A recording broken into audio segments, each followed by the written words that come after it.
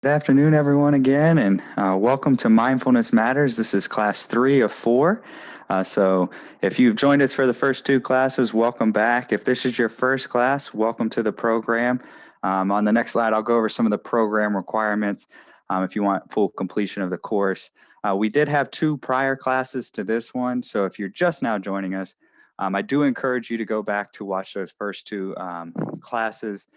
We have recorded them, so if you have access to the bridge, they're available on the bridge. We are in the process of getting them available on the Gator Care website, so you don't have to be on the bridge or go through the firewall to access the first 2 classes as well.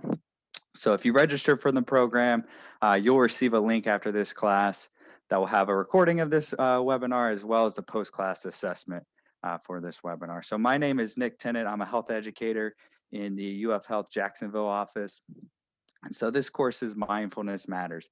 So for our new folks, I want to go over some of the program requirements again. So once you registered, you completed that pre-survey with all those questions. And even for the folks that are continuing, just nice refresher for you. At the end of the program, after next week's class, you'll receive a link to complete the post-survey for the class or for the entire program. After each class, you'll receive a post-class assessment. So this will count as your attendance for the class. So this is crucial that you fill out and answer each post-class assessment. We're unable to track who comes in and out of Zoom and who watches it on demand. So again, that assessment will count as your attendance for each week. So make sure to complete those. I do encourage, if you're able to watch them live, I think you get the most benefit out of them watching them live. So they're held Tuesdays. Obviously, next week is the last class, and that'll be at noon as well. For those of you that did attend last class, I asked everyone to keep up with their gratitude journal.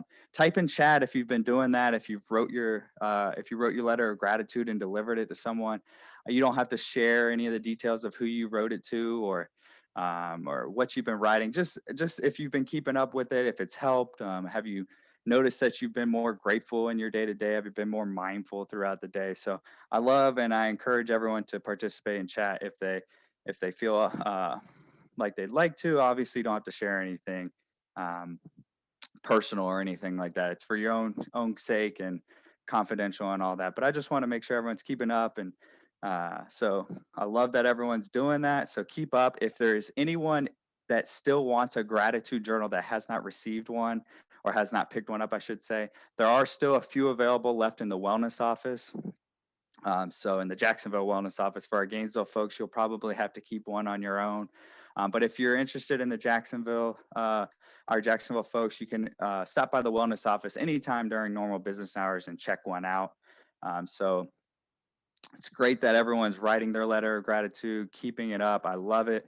Hopefully that gratitude not only makes your life you enrich your life a little bit more, but also the people that are receiving that gratitude, right? We talked about how gratitude can make us feel inside, as well as expressing that gratitude. So as become more mindful, we're more capable of expressing that gratitude, more comfortable. So that's the whole idea behind that. So for our Jacksonville Gator Care folks, you receive 100 points if you complete all the above tasks towards your wellness credit. So once our platform goes live on May 1st, we'll upload those points for you. For our Gainesville folks, check with your wellness office. It is a Gator Care program that you can self-report for points. Depending on which group you are, just check with your wellness office and see how many points you can be awarded for attending and completing this course. So without further ado, we have a pretty packed class today, so I want to go ahead and get started. So today, we're going to try to gain a better understanding of what mindfulness strategies are, how we can employ them in our lives, and which ones may work out best for us. So we're going to look at a lot of different mindfulness strategies. We're going to learn how to use those mindfulness strategies to reduce our stress, to help us with our stress and our stressful times, become more mindful of everything around us, including we're going to have a meditation at the very end of the class.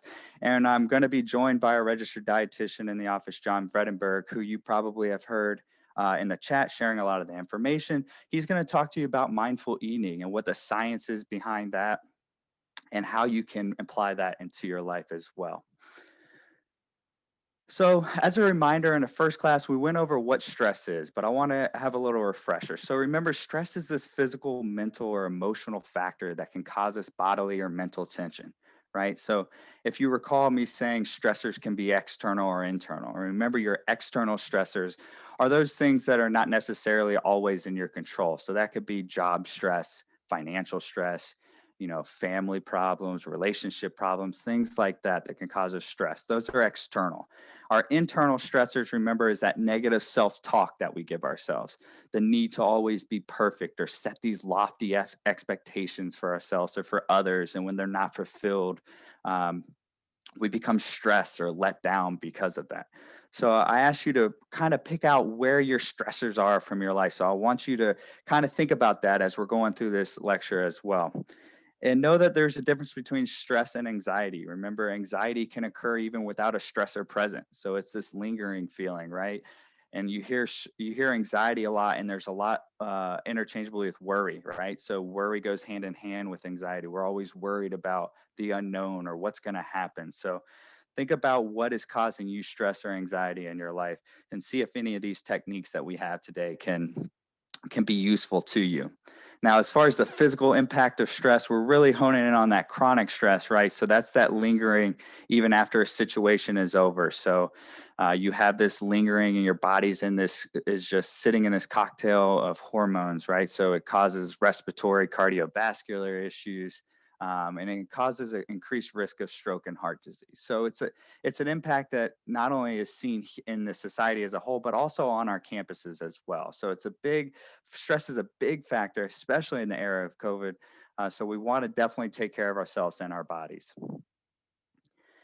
So, what are some stress management strategies? And a lot of these can be done with mindfulness, and you'll see that in the later slides here. But the first one is get active. So, I talk a lot about how mindfulness is not just a mental health idea, right? It's this whole body, whole health idea. So, we're going to talk about mindful eating today, how that can apply to your dietary habits.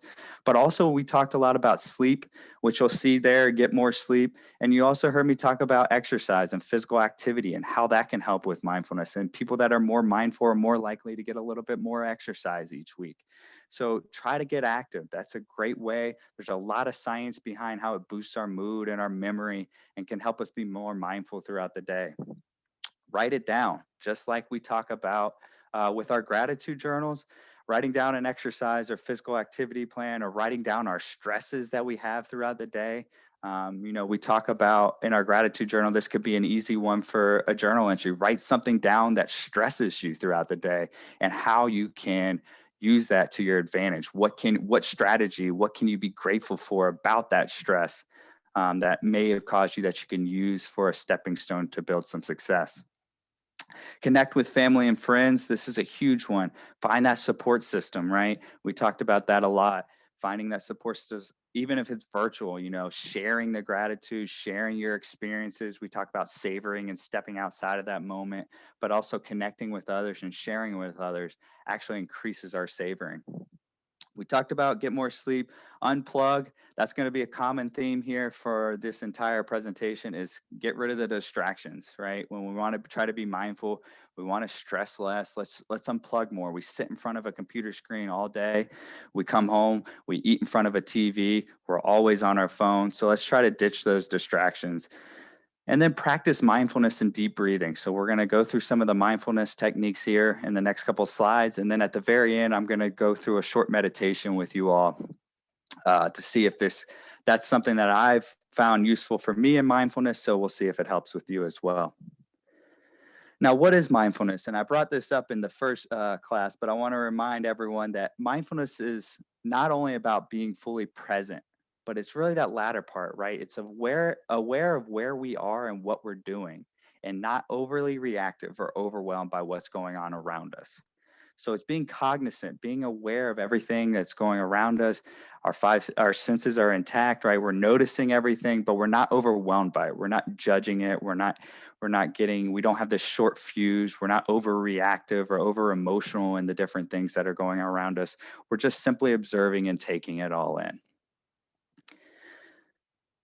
So when I was going through my meditation instructor certification, we learned a lot about from John Kabat-Zinn. And I love this quote because you hear me say a lot that mindfulness is really easy to do, right? It's something that, yes, it requires practice, but you don't need any special equipment.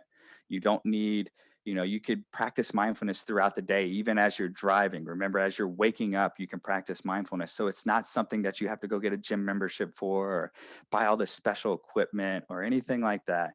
So I thought this was the most simplistic and and the best real definition of how to cultivate that mindfulness. And John Kabat-Zinn says the best way to capture moments is to pay attention. This is how we cultivate mindfulness.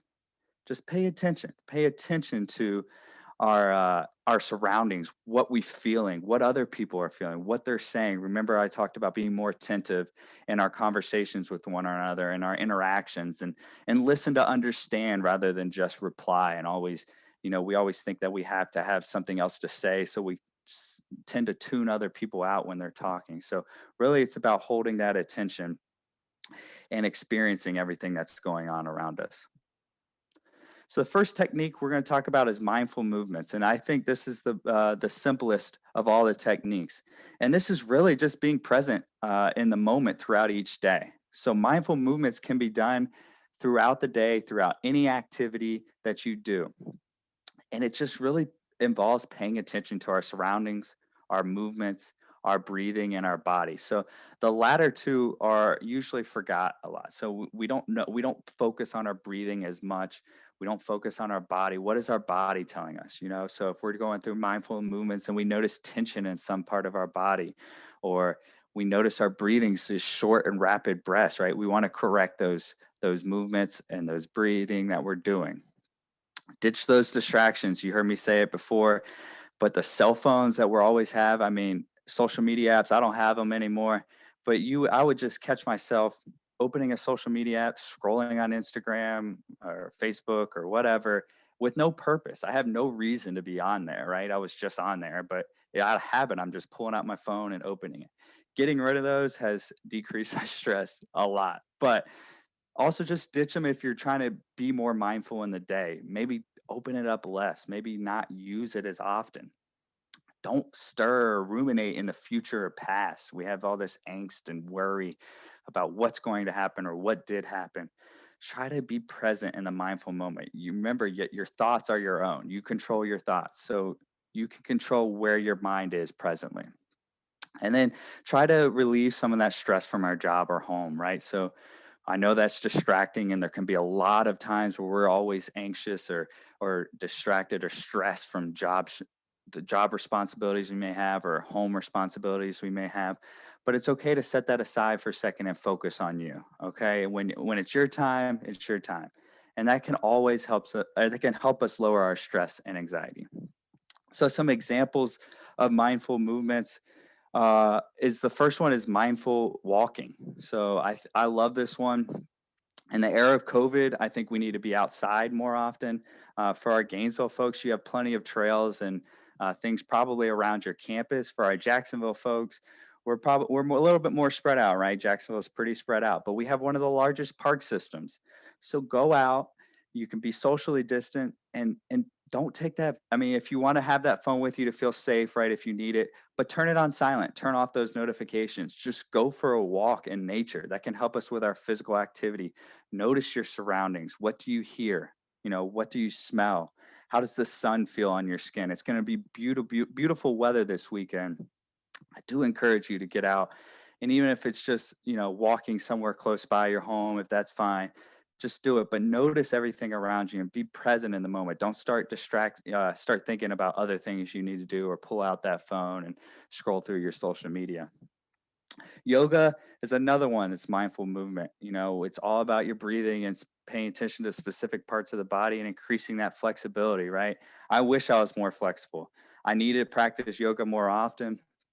The few times I have, it's been a funny experience, but I need to keep practicing. All right, practice makes it better, and that's with all of our mindfulness strategies that we try to employ, especially when we talk about meditation, and I'll get into that later. Tai Chi is a lower impact idea that you can be mindful in your movements, about your breathing and your motions that you're going through. Even desk exercises that we do. We hunch over our computer screens a lot, can cause a lot of neck and back problems, as we're always staring at a screen and hunched over. Our posture is incorrect. So notice your body. Notice what your body is telling you. If you're hunched over, correct it. Do some little exercises at your desk that you can use, and be mindful of the movements that you're doing and which parts of the body you're targeting.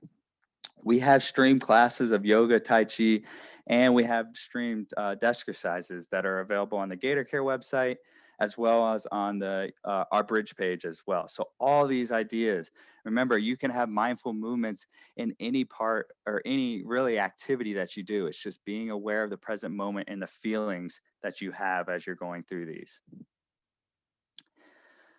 The second activity, and this is a big help for anyone that has trouble sleeping or needs help sleeping. It's a technique called body scan. Now, this is preferably done lying down. I do recommend that you try it laying in bed, maybe right before you go to sleep or trying to fall asleep. But the idea is mentally scanning your body from head to toe.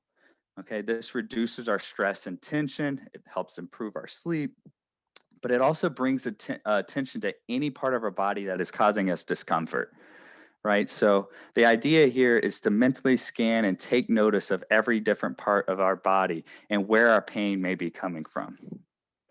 So to employ this technique, the first thing you should do is lie down in a comfortable position. Like I said, I think this is really valuable right before you go to sleep at night. Lie down in bed, lie down in a comfortable position. Like I said, turn off that TV, put that phone on the table, leave it there.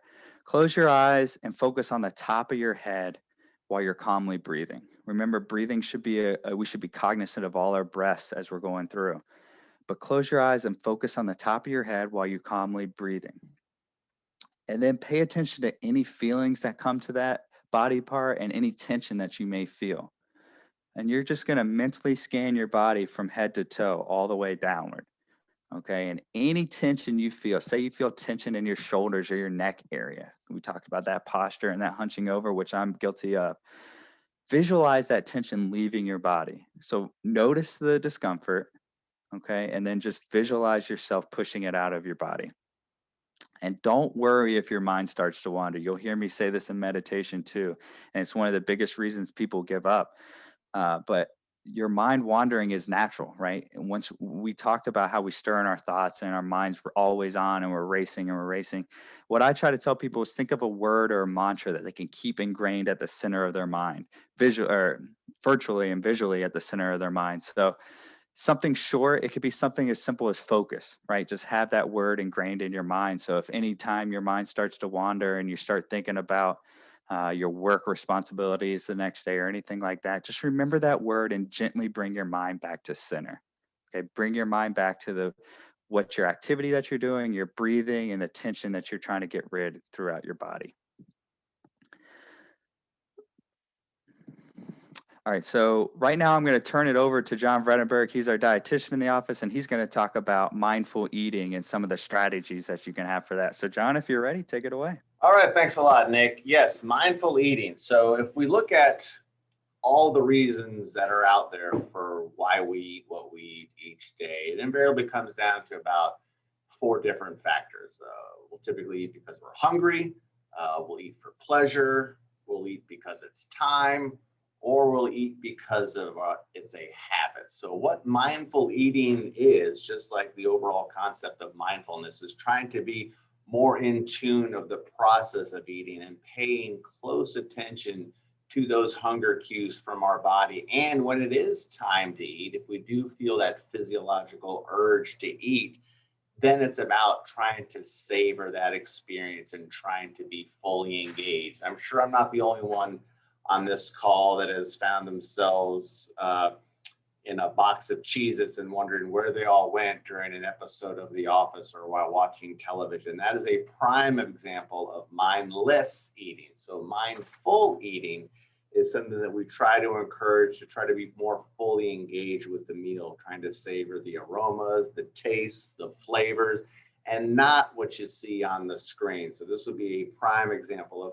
not mindful eating. And I know it's kind of ironic because Here we are, we're doing a talk on mindful eating during lunchtime when I suspect many of you might be eating right now, but that's fine. What we're trying to educate here is how mindfulness-based eating techniques can perhaps help you with other issues as it relates to nutrition. One of the more promising areas of research as it relates to mindful eating has to do with weight loss. So research has shown a big correlation. If you want to just advance that next slide for me, it shows a big correlation between mindfulness-based eating practices and weight loss. So this is just one of many studies that are out there. This one, you'll notice a pretty significant amount of weight change for a group of individuals who engaged in mindfulness-based eating over the course of a year. So there was a big drop in weight at the 14th week, and then a year later,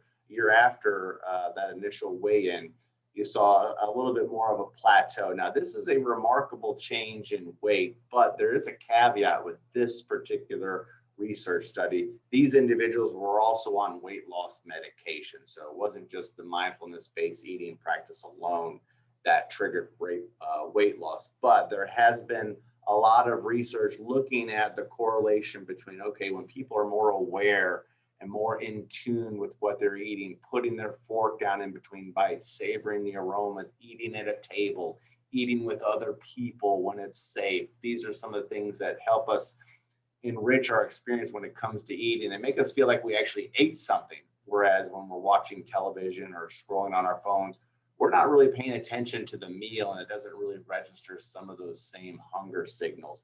Now, one thing I want to point out, and this is kind of like a double-edged sword when we look at, yes, mindful eating can help you with your weight, but mindfulness-based eating is a process. So there's a lot of steps involved in order to fully engage in mindful eating. It's not an outcome-driven approach. And what I mean by that, certain other nutrition approaches like a low cholesterol diet, that eating approach is tied towards improving cholesterol levels. A ketogenic diet is an approach tied to weight management, whereas mindful eating, that's just a process.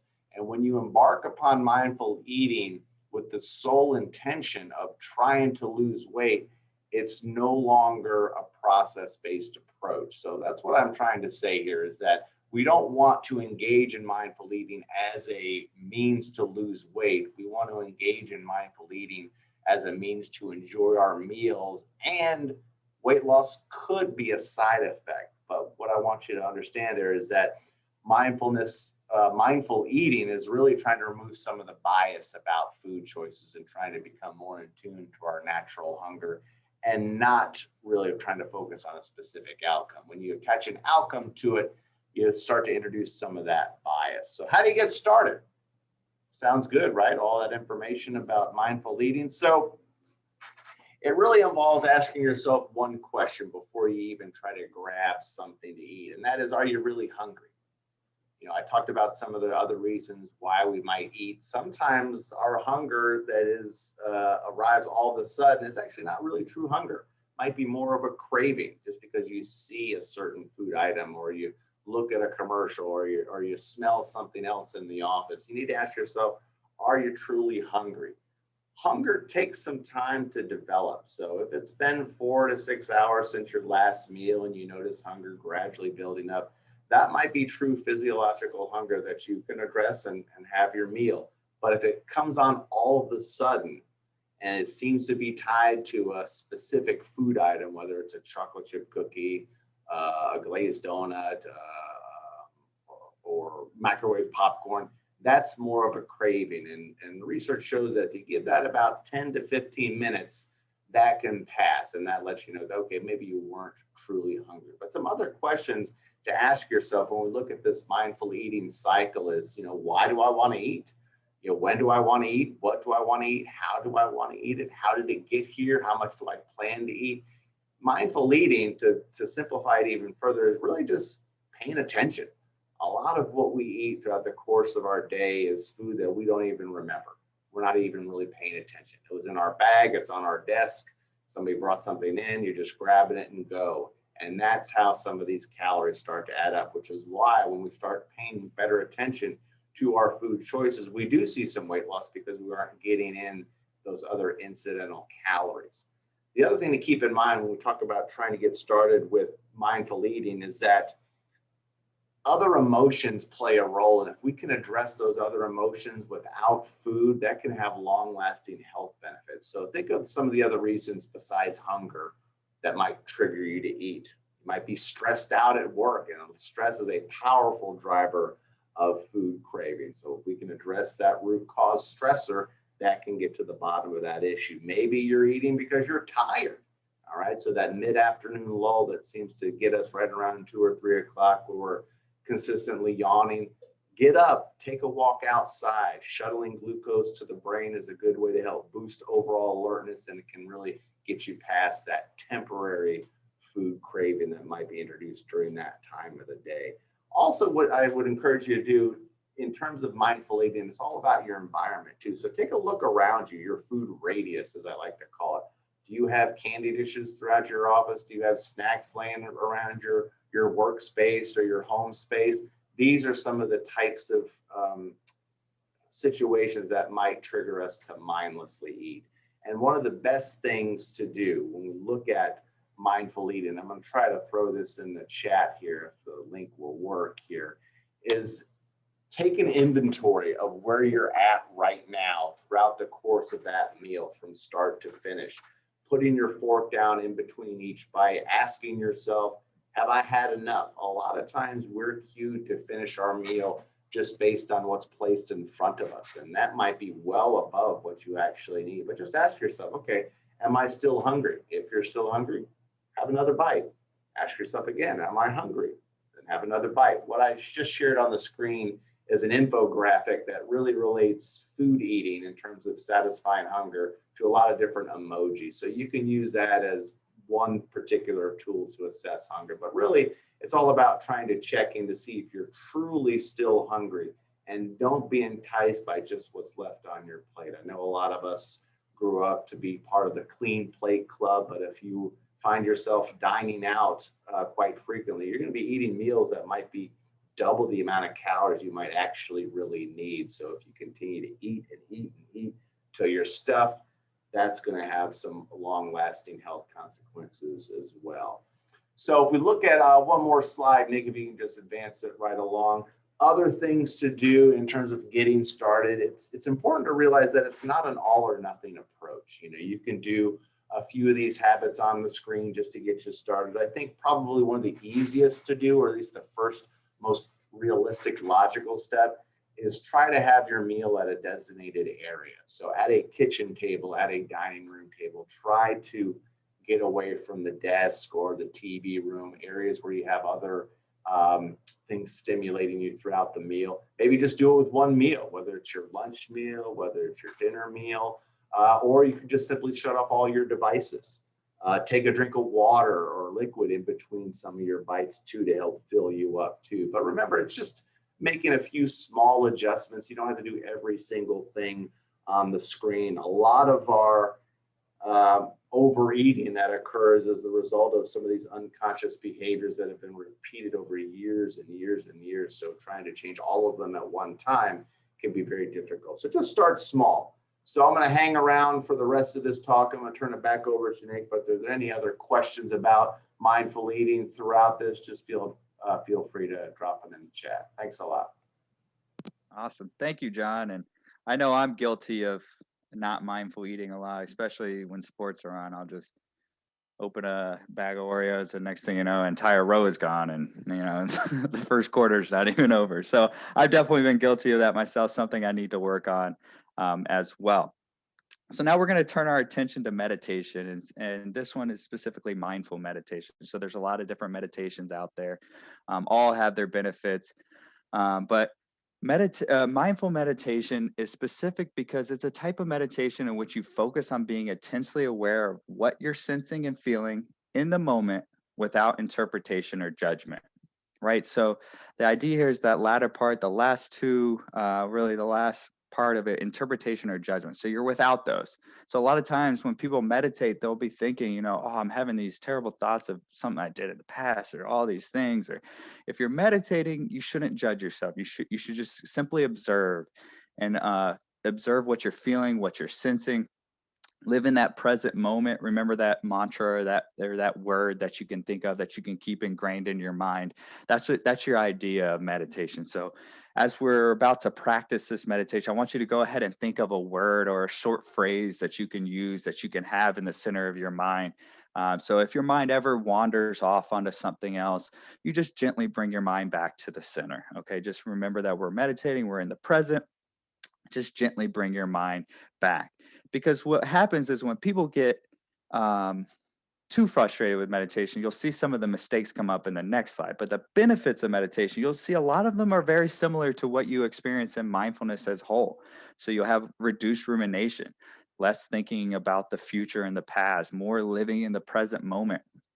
You have reduced stress and boosted memory. If you remember the study I shared in the first class about the military groups that were in a high stress situation right before deployment, and they broke them in half, and half were given meditation and half weren't.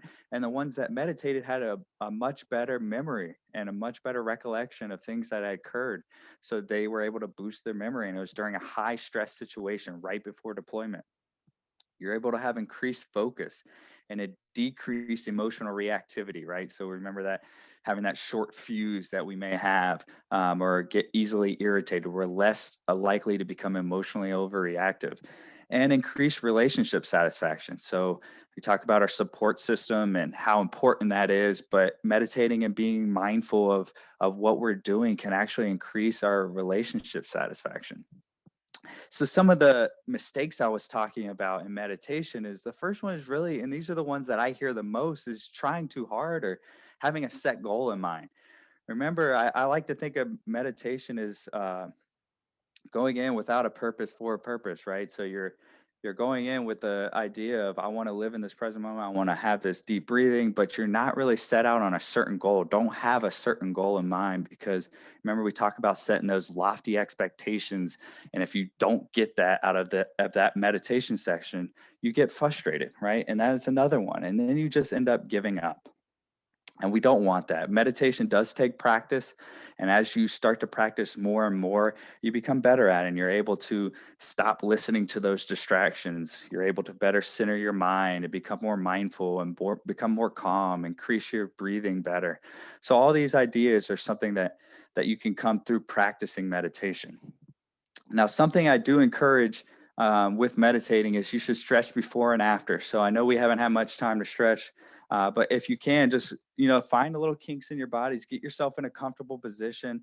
Maybe do some torso twists, maybe stretch out those arms, the backs, the shoulders, anything you can. But I want you to go ahead and sit down, or if you're able to, you can lie down at home if you're working from home. But sit down if you can in a comfortable position. I encourage people not to have any of their legs crossed or their arms crossed. Their feet should be flat on the floor. And the idea behind this is we don't want any discomfort caused because your legs are crossed or your feet are crossed or your arms are crossed or anything like that, because you're all you're going to be doing right here is just listening to my voice and focusing on your breathing. Okay.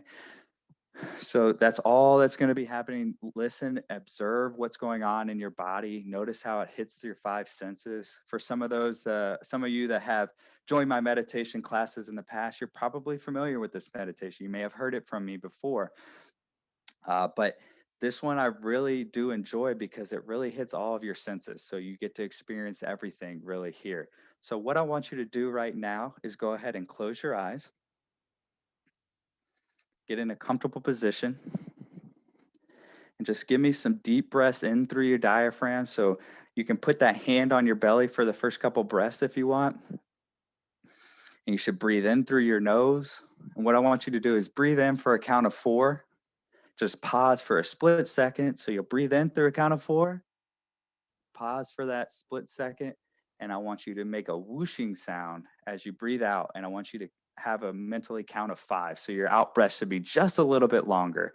So you would breathe in through your nose for a count of 4. You're going to pause at the top and make that sound at the end for a count of 5. Okay. Just want you to do that a couple times. And then once you do that, I just want you to return to your normal breathing. Remember, breathe in through your nose, out through your mouth through this entire session. Okay. Go ahead and close your eyes if you haven't already. Get comfortable and we'll begin.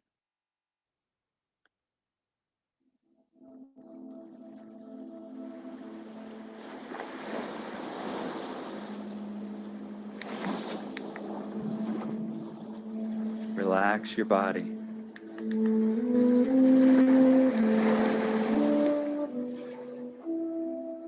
Become more and more relaxed with each breath.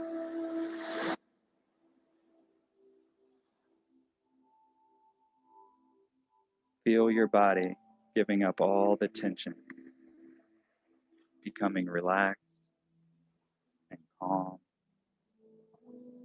and peaceful.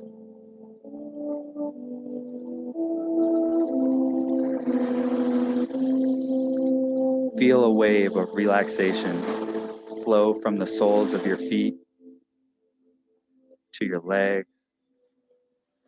hips, your chest, back, your shoulders, all the way to the top of your head.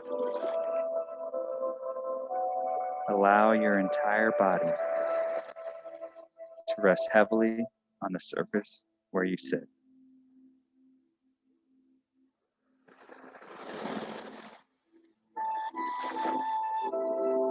Now imagine you are walking toward the ocean, walking through a beautiful tropical forest.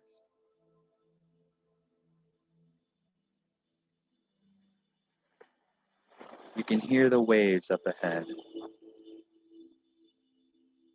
You can smell the ocean spray. The air is warm, yet you feel a pleasant, cool breeze blowing through the trees.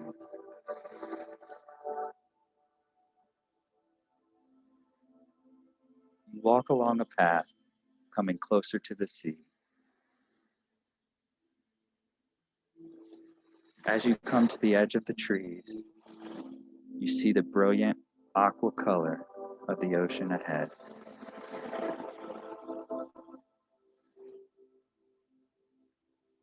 You walk out of the forest and onto a long stretch of white sand. The sand is a very soft powder. Imagine taking your shoes off and walking through the warm white sand towards the water.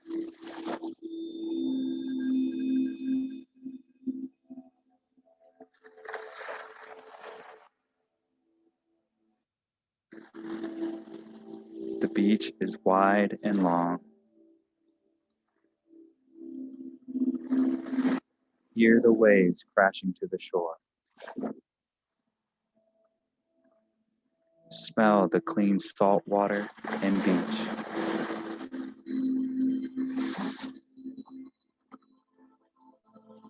See the waves washing up onto the sand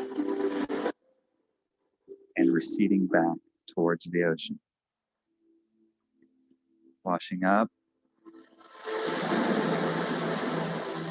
and flowing back down. Now imagine yourself walking toward the water over the warm white sand. As you approach the water, you can feel the mist from the ocean on your skin. Walk closer to the waves and feel the sand becoming damp and firm.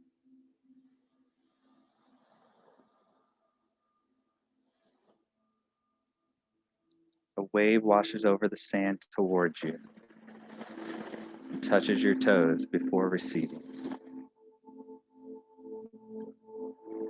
As you step forward, more waves wash over your feet. Feel the cool water provide relief from the hot sun.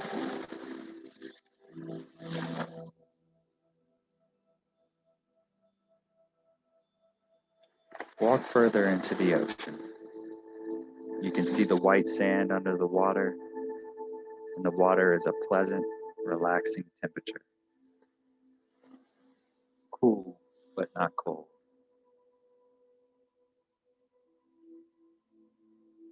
Enjoy the ocean for a moment.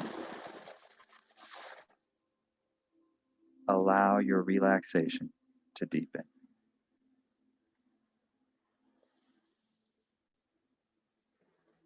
As you feel more and more relaxed.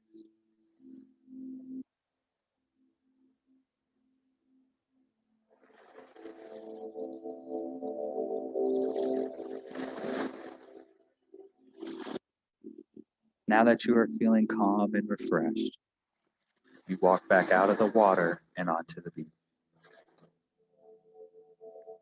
You stroll along the beach at the water's edge, free of worries, free of stress, free of anxiety. You're just calm.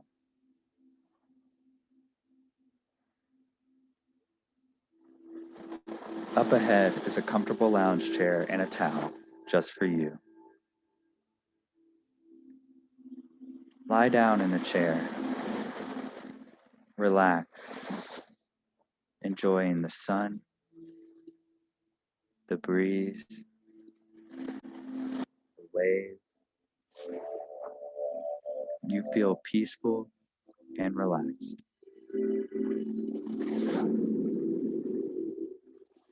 Allow all of your stresses to just melt away.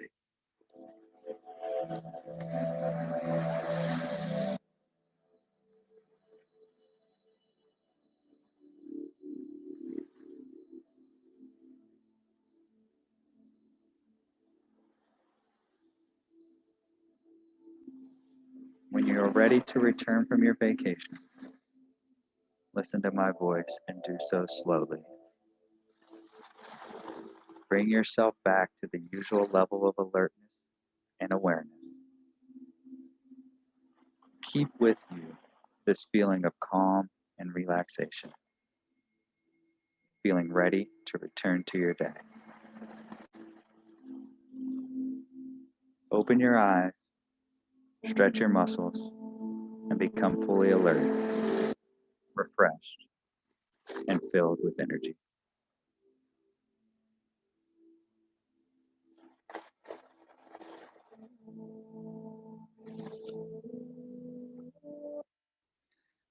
And I hope everyone enjoyed that little meditation we had right there.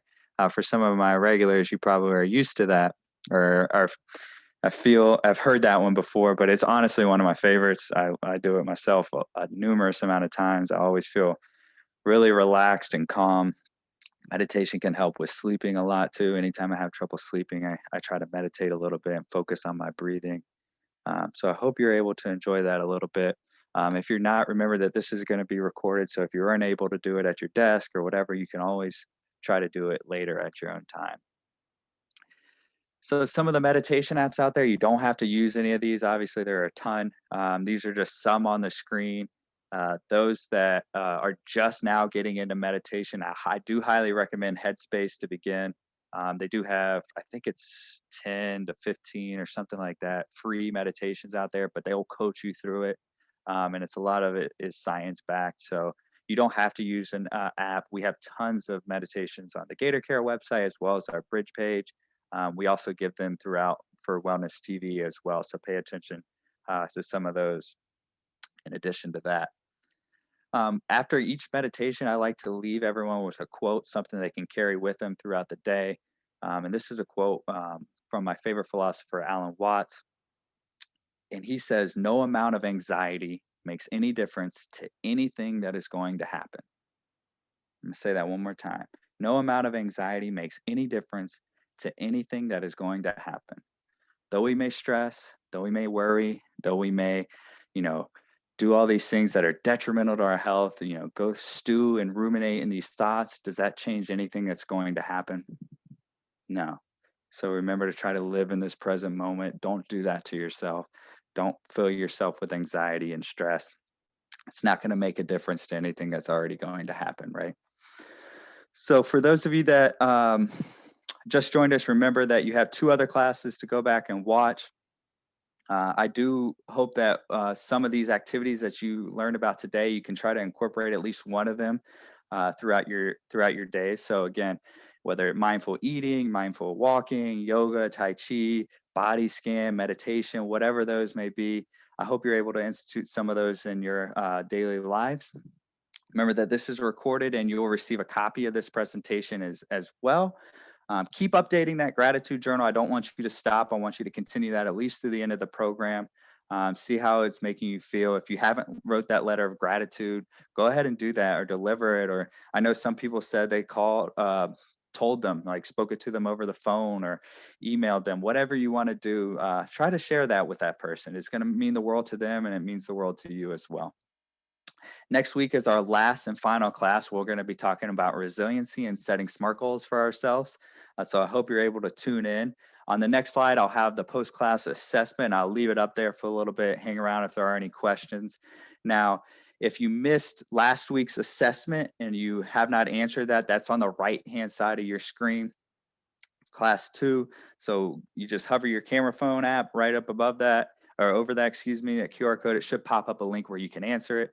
Today is on the left-hand side there. If you want to go ahead and get it knocked out, you can. Remember that we will send a link out to this assessment as well. And John provided a link in the chat as well if you don't want to use the QR code. So there's abundant of options. Just make sure to complete that. As we said, that is counted as your attendance for each class. So thank you for joining us today. John and I will be around if you have any questions. We'll be feel free to answer them, and hope everyone has a great rest of their week. Look forward to seeing you guys next week.